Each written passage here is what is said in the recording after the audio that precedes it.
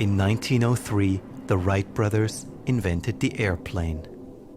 It was hard to imagine then that today there would be over 500,000 people traveling in the air at any point in time. In 2008, Satoshi Nakamoto invented Bitcoin and the blockchain. For the first time in history, his invention made it possible to send money around the globe without banks, governments, or any other intermediaries. Satoshi is a mystery character, and just like the Wright brothers, he solved an unsolvable problem. Whenever this happens, it inspires incredible innovation. The concept of the blockchain isn't very intuitive, but still many people believe it's a game changer. Despite its mysterious beginnings, the blockchain may be the airplane of our time.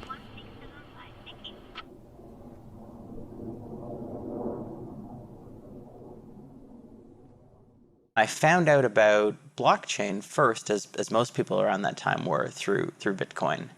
And personally, at first, I thought that Bitcoin was an absolutely terrible idea. I was teaching at Stanford back in 2010, and a teaching assistant for the class sent me an article. She said, oh, there's this really cool thing. It's open source money. And I remember thinking, open source money, isn't that cool? But it'll probably never work. I did what most people do the first moment they are exposed to Bitcoin. I discounted it. I thought this was silly internet money. You could mine it. It's like a golden goose. And it took me about a year to really re-explore the technology.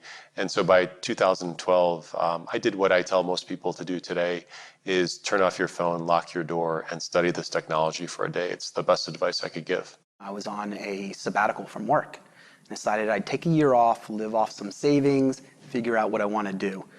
It was there that I discovered this little orange icon with a bee in the middle. I said, what is this strange thing? So I started looking, okay, Bitcoin, interesting. That was about 2012, 2013. And I haven't left the space since. I've just continued further and further down the blockchain rabbit hole, if you will. And I've been pleasantly surprised and had no reason to crawl my way back out and find another technology. There's a point at which it's almost like you can't stop. It just gets so interesting, and you're so fascinated by it, and you just want to learn more and more and more. And even, by the way, to this day, it's almost, there are new developments. There are new ways of solving problems, new approaches, and it's very exciting to be in this world. It feels really exciting to be involved in blockchain. Feels like we're at the forefront of something that has at least the potential to transform our interactions between each other, between corporations, the underlying infrastructure of both the private sector, but also of government. For me, part of the fascination is that we don't yet know exactly what this thing is, and yet there was still lots of people gathering around it. I thought of it as like, a space rock that crashed on Earth, right? You'd have a bunch of people that gather around, and they're all pointing, what is this thing? And you don't really know what it is, but it's still very interesting.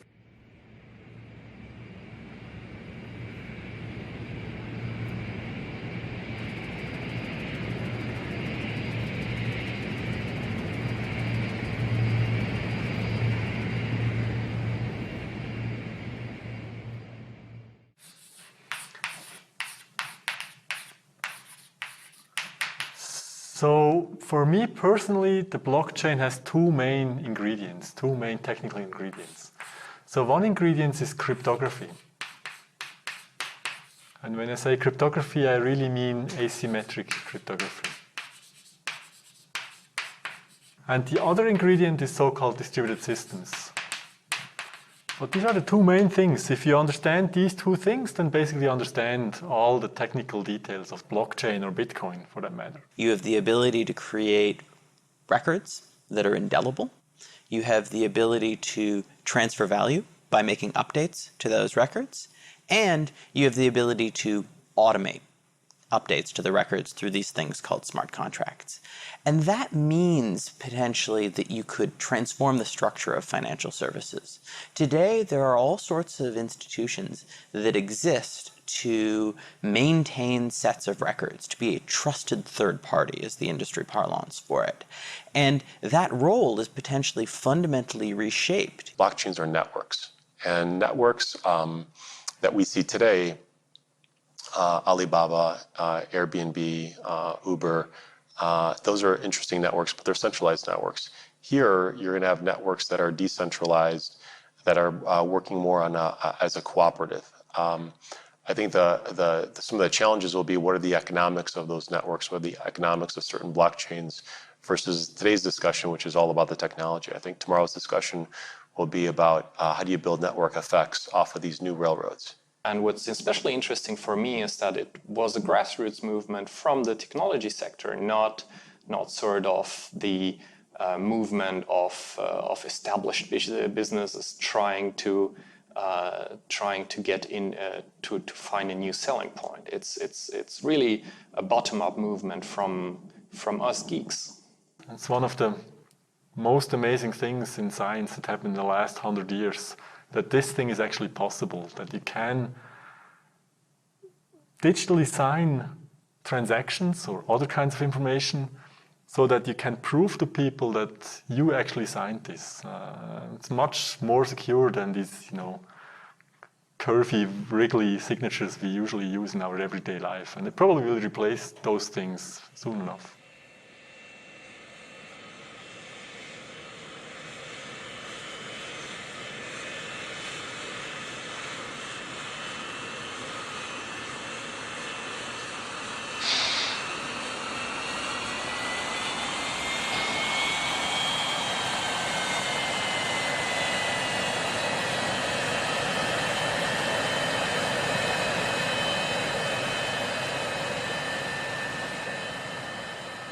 We spent 2 years trying to understand this space and what it really meant, and we found out that it meant a lot more than just another digital currency. It actually, as the blockchain became more influential in our thinking, we began to realize that it was a profound shift in how the internet could be used to create new forms of value, and how it could be used to enfranchise, and include people in global finance. We've had the internet for years now, and on the internet, still nobody knows whether you're a dog or not.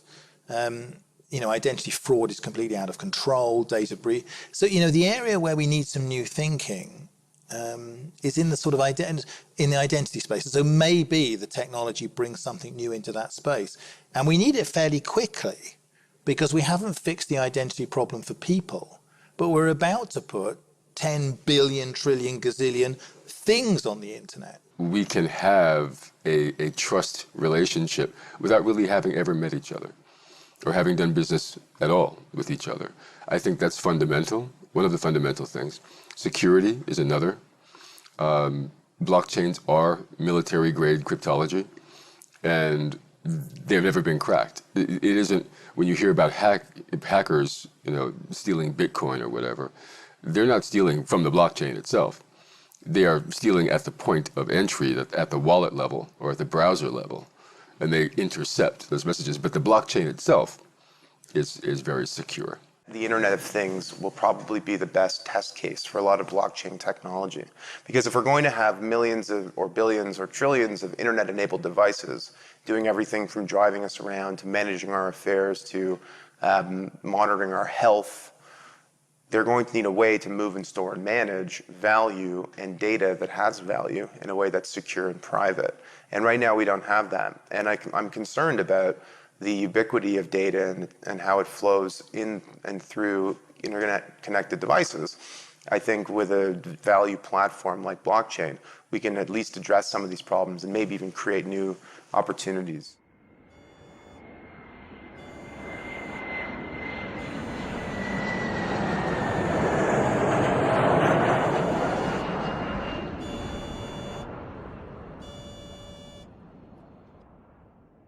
We cannot sit in our office and study and whatever. Of course, we do that as well, but we need to go out. We need to participate in this whole blockchain community. And honestly, what is very new to me, especially the younger person in my team, how enthusiastic they are about that. So if there is a hackathon, for example, organized, whatever, they never come to me and say, hey, Jan, can I go there? Can I get some money for that? They just go. You know, they're just so interested. They just go and participate and share what they learned, and we have further discussion. And I believe this is really a new way also for us how we deal with this kind of new technology. We are really in the middle of it. Nobody tells us what to do. It's really we together shaping, let's say, what the ambition, what we stand for in the end for blockchain. We need to be much more technological. We need to have an awareness of how something is programmed in order also to check if the programming is correctly or not. So these might be a kind of capabilities that at the moment we have, but not in the way that it's needed for the future. So I think in the future you always need to have a kind of IT or technological link to the things in order to understand them. Otherwise, you always need your IT guy sitting next to you, helping you in the understanding of the problem. This is not something that's going to impact one or two industries. It's going to affect every industry in the same way that the internal combustion engine affected almost every industry, the same way the internet affected almost every industry, the way the steam engine created new industries. So this is one of those big generational technology shifts that will require a concerted and focused response. Otherwise, you'll miss the boat. And I think we are all also in the financial service industry trying to recognize that we don't have to be defensive of that, but we rather have to embrace not just this technology, but this enabler that it brings us to actually access a vastly underutilized or undiscovered market that we have to really do business with on an eye-to-eye level. We talk to all sorts of senior executives in financial services, and often we talk to them and they'd say, well, we've looked at Bitcoin, we've had smart people come in and explain to us how the blockchain works, but I still just really don't understand what it means for my business. And I think that makes sense in a way, because if you think about an iPhone, for example, what's really important when a new iPhone comes out? Is it that there's some new chipset, or they have some new way of compressing frequencies? I'm not an engineer. I don't know how any of that works. What matters to people is what they can do with the technology. Of course, success is in no way guaranteed. One day we may look back on this and say, oh, wasn't that great? But if you ask me, I think there's undoubtedly a huge amount of progress that has already been made, and there's something here. I find it hard to believe that I'm going to look back in 10 or 20 years and say, oh, none of this ended up happening, because we're really seeing a new way of transacting value on the internet.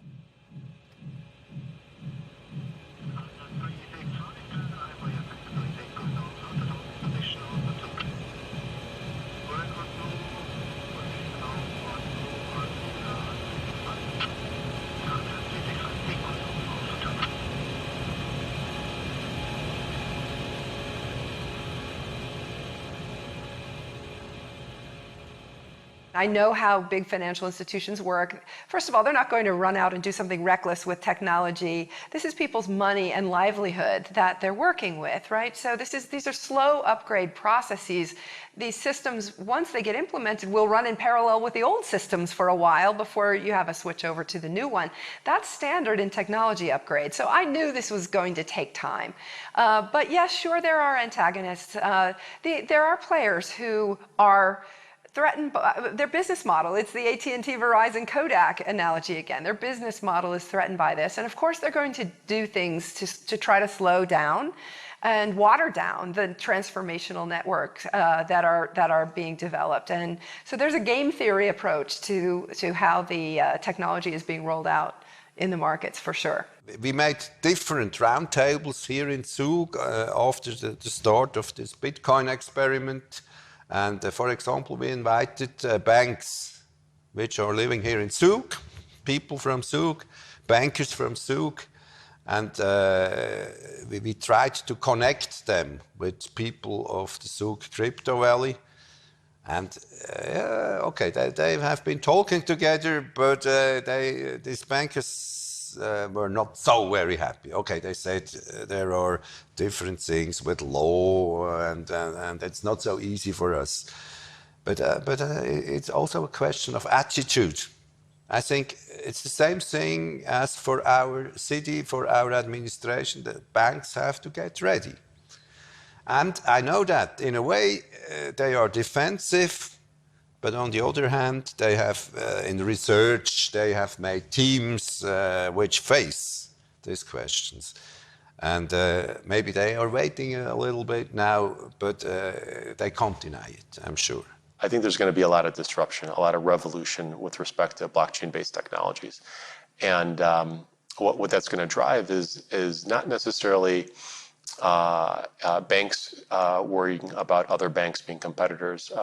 What banks worry about is the bank of one. You know, the next generation of a banking network that's resident on a phone, that's decentralized, that's distributed, and is based on a digital token, a digital asset that's not necessarily issued by a bank or a government or anybody else. So it creates all these different permutations and opportunities, not only for enterprises and governments, but also for society. We see a lot of examples of banks and consulting companies and other Big Four audit firms talking about how they can strip cost out of the business of, I don't know, trading in public markets or, whatever it might be. But if you take the example of public markets, how can you cut cost out of a market that doesn't exist in the future? What if the trading of securities happens peer-to-peer in the marketplace that doesn't have the traditional intermediaries of exchanges and brokers and agents and escrow agents and clearinghouses and all these other parties that we rely on?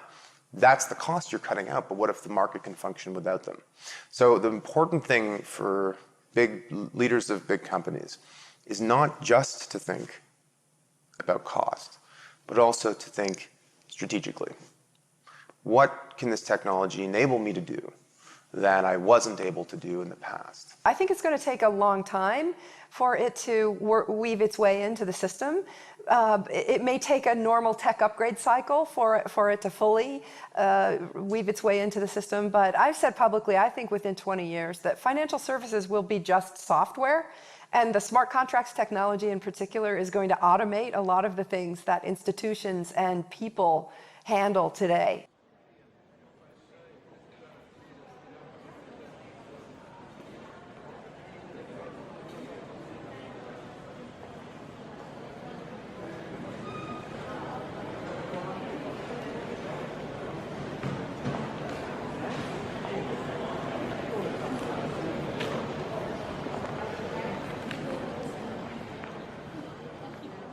.74% of the world's population, according to the World Bank, does not have access to basic financial services. In my home country, in the United States of America, which is one of the most wealthiest countries in the world, about 50% of the population does not have access to basic financial services, including bank accounts. There's a huge amount of people around the world that don't get to experience and be a part of the global economy because they don't have access to the financial system for a variety of reasons. I do think this technology will lift a lot of people out of poverty, but will also be an inclusive technology that allows more people to engage in global commerce. I don't like to think that we're creating so much prosperity for the less than 1%. I like to think of purpose-led businesses. And by the way, that's the trick, I think, for large corporations, is to understand that the cost efficiencies of embracing this new technology will potentially widen their accessible markets at a cost that's reasonable. And that in itself will create prosperity in different areas. Something that I think we should think about. Pretty soon, when smartphones can be had for less than $5 each, which is right around the corner, nearly every person living in poverty on Earth will have access to a smartphone and be connected to a network. That is game-changing in and of itself. When you have digital wallets on these phones and you have the ability to trade assets, we're going to answer that question, what happens when everybody has money? Because capitalism itself has thrived in some areas by the natural exclusion of others from markets. It actually uses that scarcity principle as its driving basis. So what happens when money is not scarce?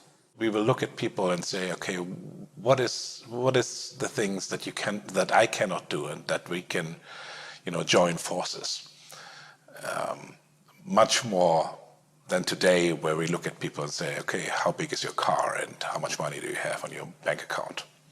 So I believe that the future will be even more human or humane, than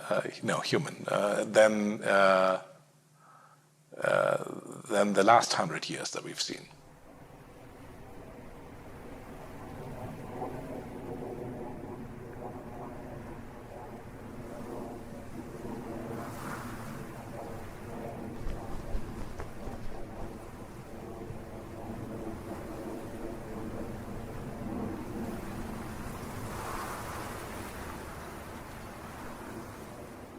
So I don't think blockchain is a revolution. I think it has been done forever, like for 40 years, which is really forever in computer science in my domain. So both parts, both ingredients, the security and the distributed systems, have been around since the 70s, basically, since the early 70s. And this is not a revolution. But the revolution, in some sense, or the evolution, is that that jobs will change. That's something I believe in, that jobs will be, digitized in some sense. Computers will do a lot of the manual labor that we still see in this kind of service domains today. It's called the fourth technological revolution, and I think we are at the beginning of such a revolution just now, and that's why we don't close the eyes.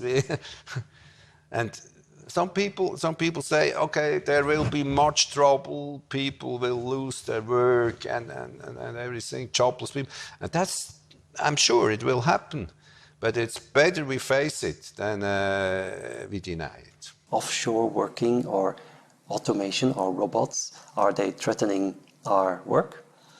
And it's a real life question when your own son, who's prepared to go to get an advanced education, asking you that question. And I concluded that yes, I do have a genuine answer, that it's not threatening. It is forcing us to think a little bit different, but if we do it smarter, we actually give also the next generation a great new opportunity to actually reinvent why they get up every morning and why they go to work, and make sure they really make best use of the degree they studied for and the things they really want to do in life. I want to make the world better, just better. Okay, and whatever my measure of better is, or yours, is what might be valued by society. But the other thing is this wonderful opportunity to create a little bit of prosperity, because what prosperity offers you is independence. We don't have to have people who are living in squalor and simply, fighting for a handful of rice every day. There's too much. There's too much in the world to live like that anymore. And I think that certain countries, I think even certain corporations are beginning to understand that.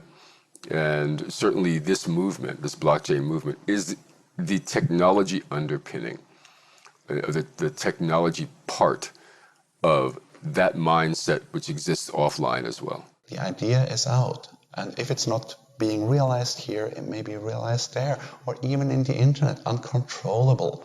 So Bitcoin is here. Bitcoin is here to stay, and it will become bigger and bigger, as the blockchain, of course, as cryptocurrencies, as the possibilities which are connected to the blockchain and cryptocurrencies. That's out of the box, and the whole system does not need any government. It exists, it works. It's like a computer network surrounding the world. And you can say, okay, we don't want to be part of it. So be it. It's here, and it won't go away.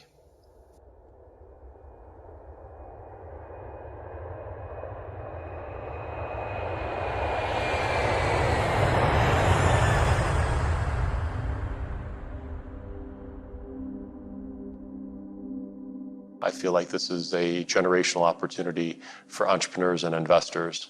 And I quite frankly have not seen something as exciting in my entire investment career. Let's try to build a new system that has better trade-offs, that has better features, that has less downsides. And let's make it work. Now the pendulum's going to swing back. And what that's going to do is, frankly, make confidence in capital markets higher. Blockchain has enormous potential implications outside of financial services. And we might even actually see the full-scale implementation of some of those more real-world applications leapfrog financial services. This invention, when it came up in the 70s, this is really one of the totally groundbreaking ideas, right? It will change society for sure in many domains. It already has changed society in the sense that the internet is in some sense a secure place that you can, make transactions on the internet. The potential for creating trust, or even permissionless trust, within the internet, that's something that we haven't had before. And so its impact on society, on business, on government, could be profound. Blockchain is, to be fair, nearly 10 years old. But I think it's got another 10 years to run before we really see what its long-term impact is. I think it's going to be a long, much more steady journey that we go down. And you're going to see multiple technologies inspired by this thing. Blockchain technology is not the solution to all the problems under the sun. And I think as it matures, we will begin to see its potential benefits, but also its limitations. You can deny it or you can face it.